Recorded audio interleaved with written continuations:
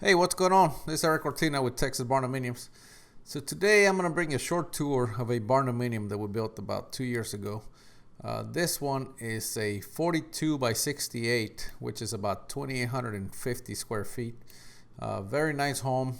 It has a 6-foot porch all the way across the front, and it also has a 10-foot porch on the back, which meets up to the carport, which is a 25 by 23. So enough to park 2 cars or 2 trucks side by side. The home is 4 bedroom, 2.5 bath.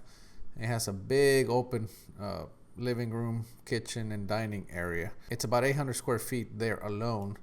The master bedroom is pretty good size. It's a 17 by 19, so it's pretty big. You can see the master bathroom is pretty big as well, and it has a very generous walk-in closet as well. Everything about this home is top notch. I mean, we have stained concrete floors, we have barn doors, custom cabinets, granite countertops, LED lighting. I mean, you name it, it's in here. We even did some stonework on the walls and on the island. So anyway, I want to keep this one short and sweet. So if you guys have any more questions, post them on the comments below and I'll answer them.